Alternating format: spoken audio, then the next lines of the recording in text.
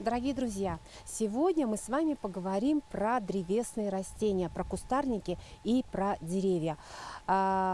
Сегодня нам научный сотрудник Северо-Восточного федерального университета ботанического сада Ирина Трофимова расскажет про удивительные кустарники, которые прижились у нас в Якутии. Это вишни. Будем говорить не только про вишни, но покажите, пожалуйста, Ирина, здравствуйте. Здравствуйте. Вот это да! Вот смотрите, какой урожай! Дары осени. Посмотрите, какая вишня выращивается в ботаническом саду Северо-Восточного федерального университета.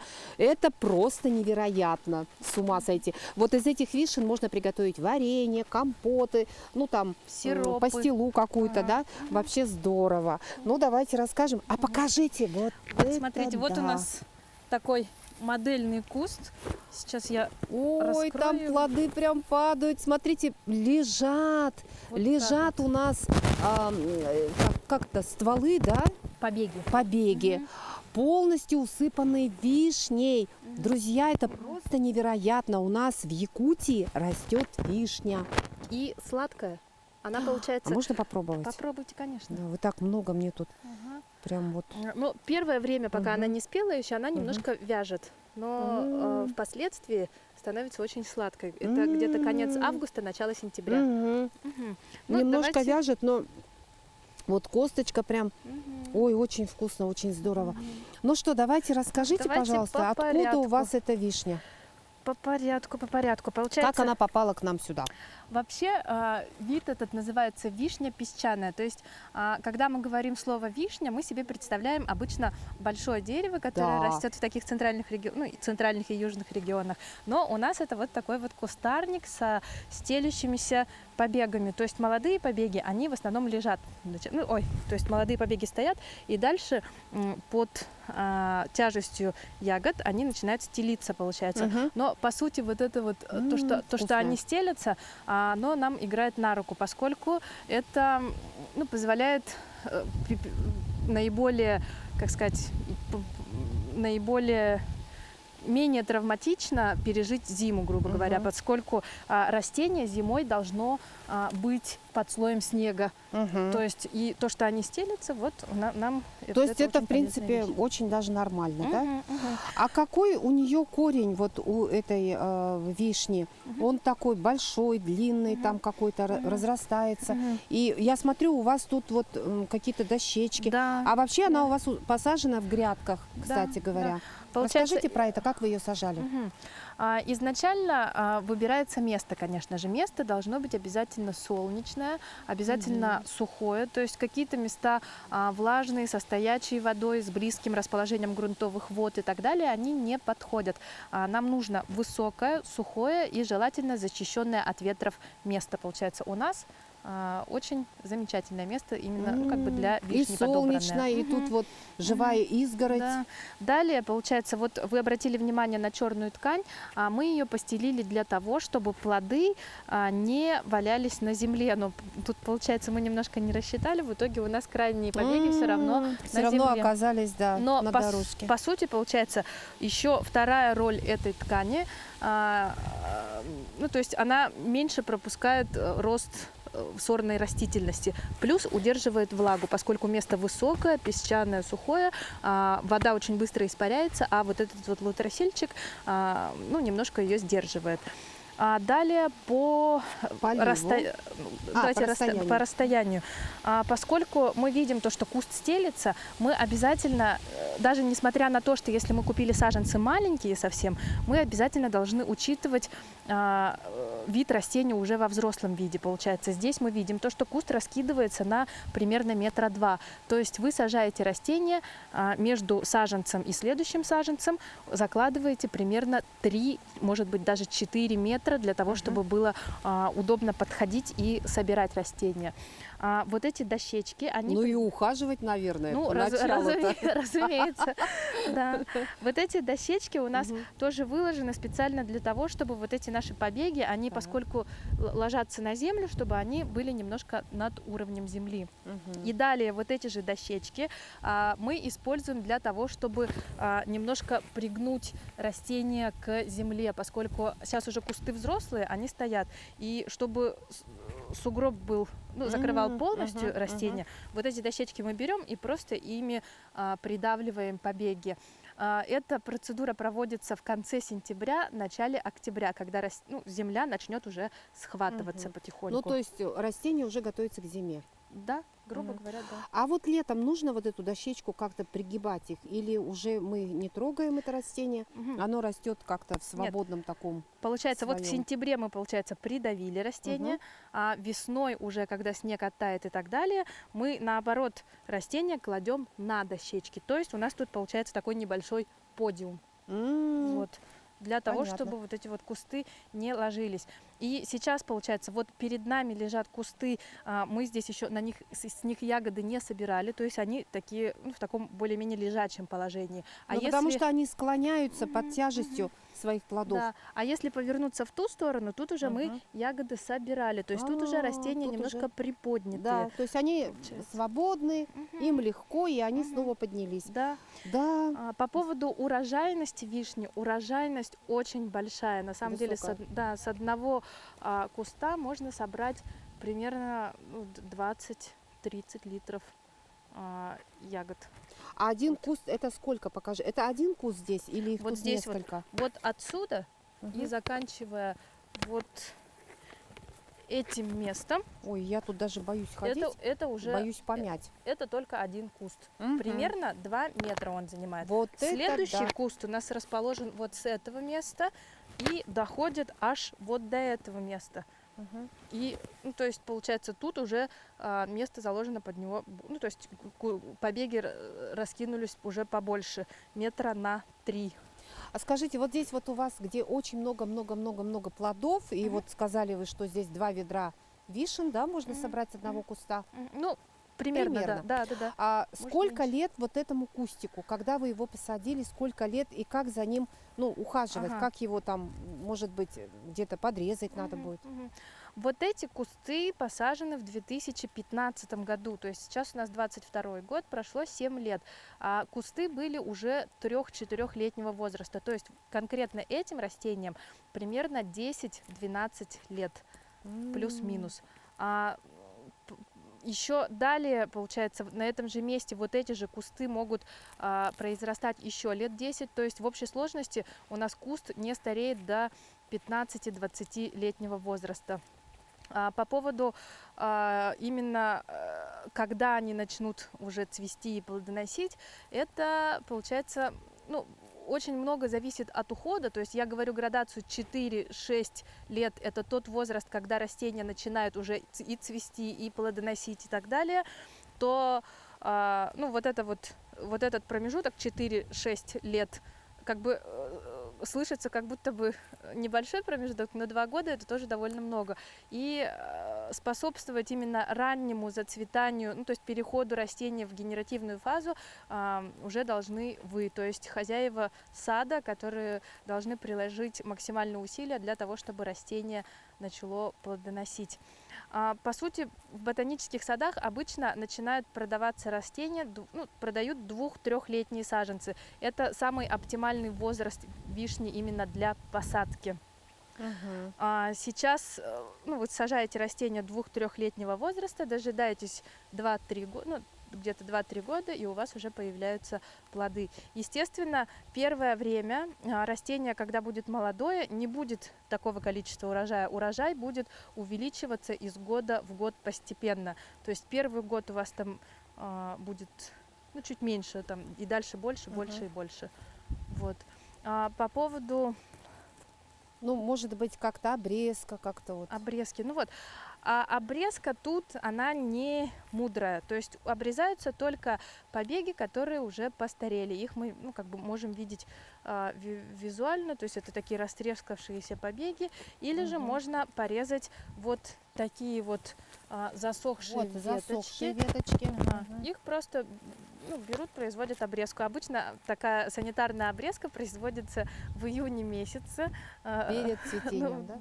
Да, уже после того, как появилась листовая пластинка полностью. То есть растение, оно не местное, поэтому вегетация у него начинается чуть позже. К тому моменту, как вишня начнет, ну, то есть листовая пластинка уже примет свой настоящий размер, береза, например, и так далее, местные растения, они уже полностью будут зеленые.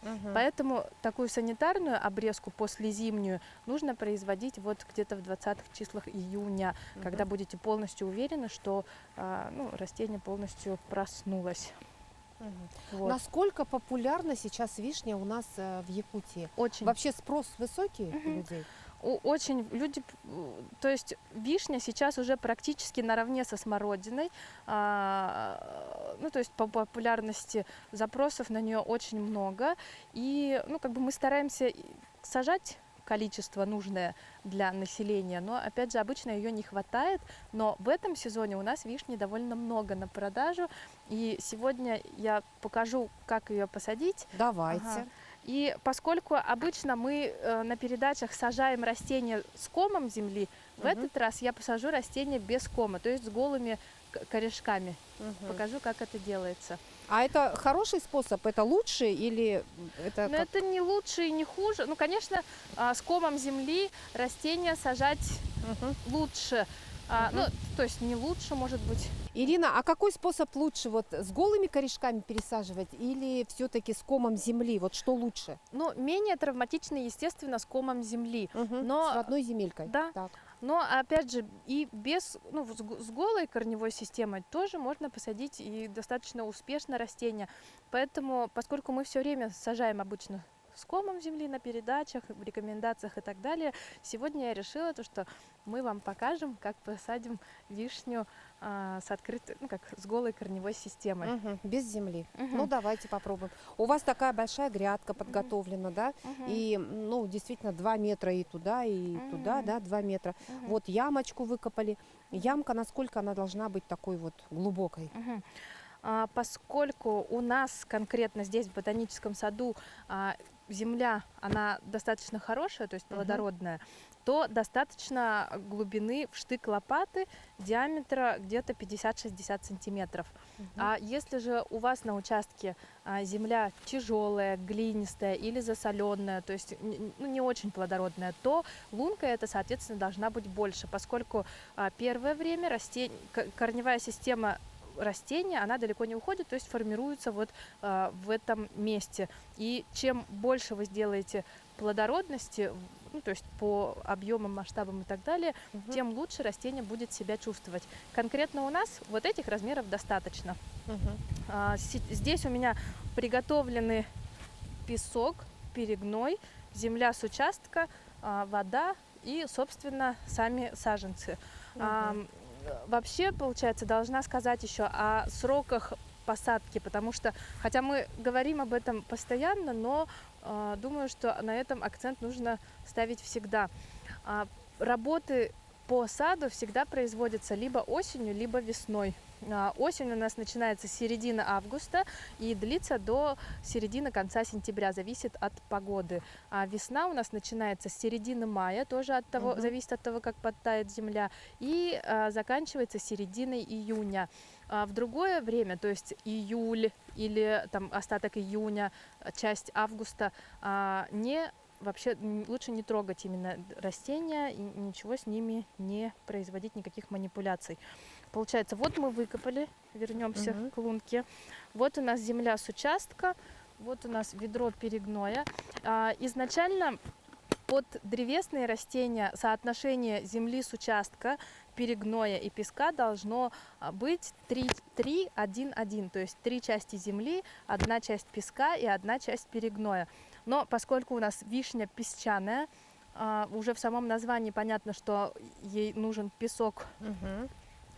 Поэтому то есть песка будет больше? Песка будет больше. Ну, плюс у нас еще здесь и земля довольно хорошая. То есть она уже как бы с песком, с содержанием песка, да?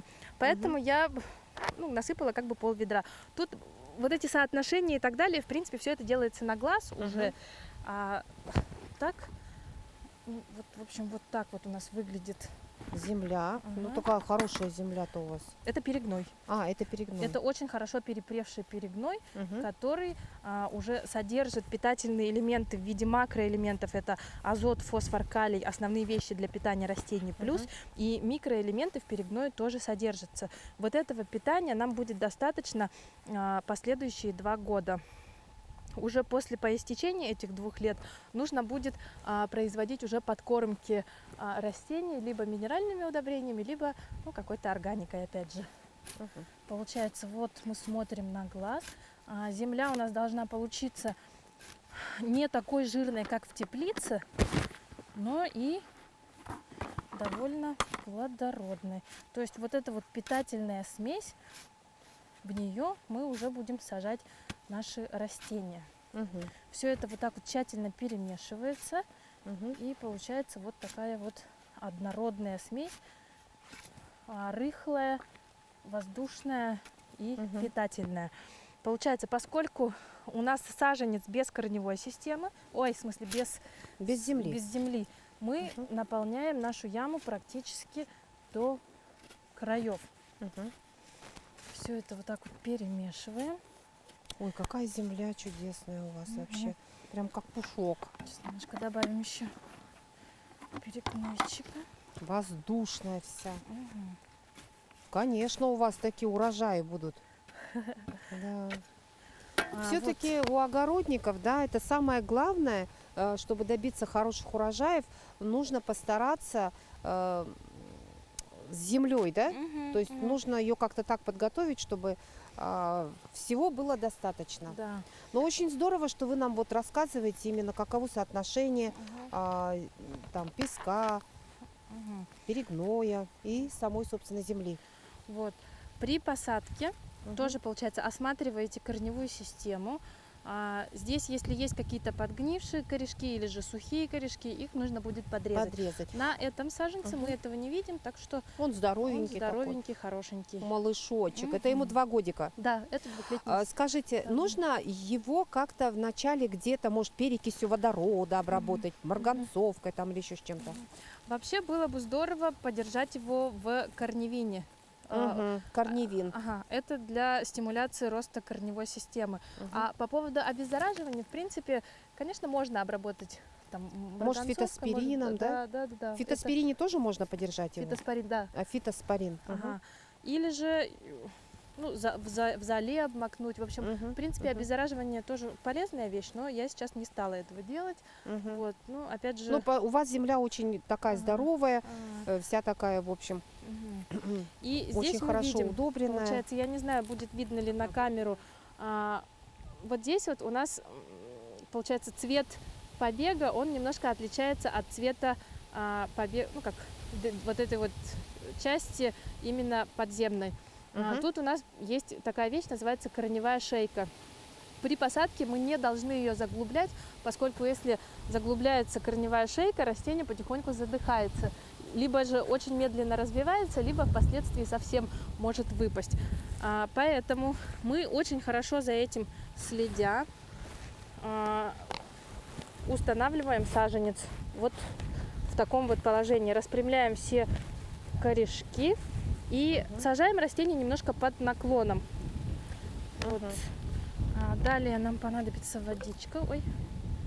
Там надо как-то северная сторона, там нет, какая-то нет. южная, неважно, да? Да, вот эти вот вещи, они не важны, поскольку даже наблюдая за комнатными растениями, мы видим то, что когда ставят комнатное растение на подоконник рядом с окошком, растение немножко наклоняется в сторону солнышка, а потом мы кашпо меняем его расположение, Да, и поворачиваем. оно уже распрямляется. То есть растения, они сами, по сути, находят Нужно им своё. ракурс, да, как им удобнее будет сидеть к солнцу. Сейчас, конечно, я бы не хотела это. Так, получается, мы полили очень так тщательно у и нас- ждем, пока эта вода впитается в землю, немножко да? впитается, да. Мгм. У нас должна получиться такая некая кашица. Вот сметанообразная. Ага. Для того, чтобы земля полностью облепила все, даже самые маленькие корешки. Ну тут, слушайте-ка, вот как интересно сажают вишню. Ну, никогда бы не подумала. Я бы просто взяла бы и воткнула в землю. Все. А оказывается, тут целое дело и целая наука. Да. Немножко Ну, конечно, подтравлю. знаете, вот вишенку посадить, да, вот теперь вот мечтать буду про вишню. И уже через года 2, может 3 у нас на этом кусте начнут появляться ягодки. Первые плоды. Мгм. Мгм. Вот. Немножечко. А за вот этот период, пока до первых плодов, ну и, собственно, вообще, нужно ли как-то подкармливать это растение, Разумеется. поливать? Да, Вот да. с поливом расскажите, ну вот с этими делами совсем. По поводу подкормок я уже говорила, что на первые 2 года питательных элементов, содержащихся именно в перегное, которые мы использовали при посадке, будет достаточно, будет достаточно долго, на 2 годика. А по поводу полива. Полив – это очень-очень важная вещь, поскольку мы сейчас видели то, что у нас растения с поврежденной корневой системой. То есть мы в Якутии выращиваем растения, ну, то есть в грунте, и далее там при продаже или при пересадке той же мы просто обрубаем корешки. Ага. Ну, конечно же, это такой стресс, и это рано же ведь. И до того, как сформируется полноценная, здоровая, хорошая, сильная, мощная корневая система, мы должны очень стабильно и обильно поливать наши растения. Мы поливаем растения 3 раза в неделю, примерно по 10-20 литров, с середины мая до середины августа. То есть это у нас идет довольно большое количество воды. Но опять же, без этого растение у нас будет развиваться очень медленно. И вот этот период, когда, а может и совсем даже выпадет, а вот этот период, когда растение начнет уже и цвести, и плодоносить, у нас еще больше растянется. То есть в наших интересах наиболее в короткие сроки, чтобы как бы успела сформироваться вот эта вот корневая система, а без воды она то не есть сформируется. постараться, да. Да. И то есть поливать нужно очень много и обильно. Да. Каждый день практически? 3 раза в неделю с середины мая по середину августа по 10-20 литров. И еще нюанс такой. У нас в июне месяце бывает довольно много дождей, да, в начале июня. Или немного, но в общем бывает дождливая погода. И в итоге люди немножко расслабляются, думая, что вот пошел дождь, и поливать не буду. Но поскольку после нашего дождя земли промокают всего лишь сантиметр, может быть, 2-3 сантиметра, мы видим то, что корневая система у нас находится на глубине 20-30 сантиметров, то есть вот этот профиль весь должен промокнуть. А вот эти 2-3 сантиметра после дождя, они просто берут, на ветру высыхают, и вот эти вещи, они не... то есть бессмысленно получается. Вот этот дождь или же маленькая леечка воды, тоже такие усилия, которые потрачены. То есть это не вариант.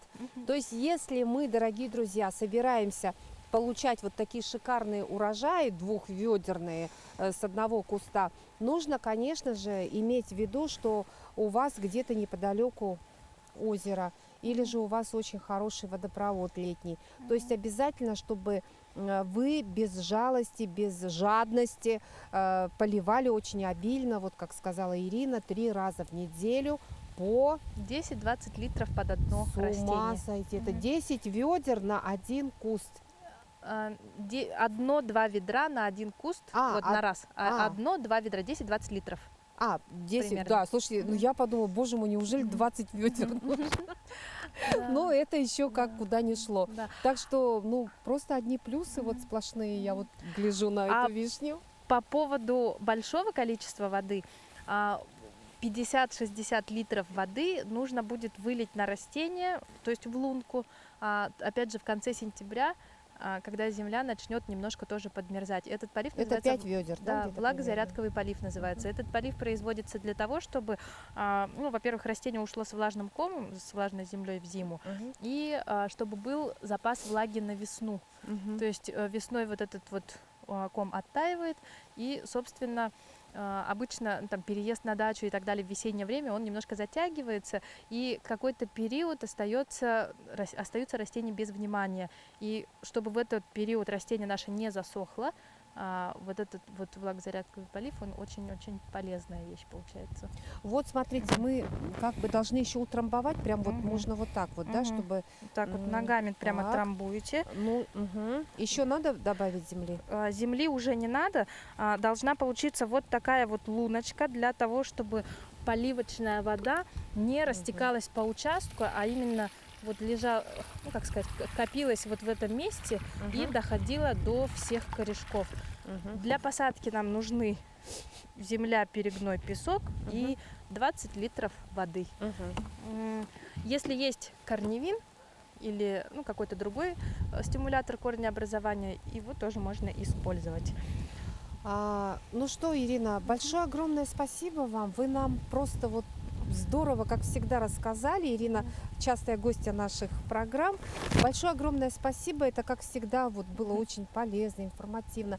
И сегодня, друзья дорогие, мы говорили про вишню. А оказывается, вишня, ну теперь это просто супер популярное растение, кустарник. Ну, где-то там на югах это дерево, конечно, но у нас это куст, да? И очень популярным становится. Полезная. Да. В нашем телеграм-канале мы про вишню недавно сделали небольшую новость по поводу, как из нее сделать варенье, сироп и так далее. То есть там блюда, тоже- да, какие можно приготовить из вишни. Ну, прям захотелось вишневого варенья.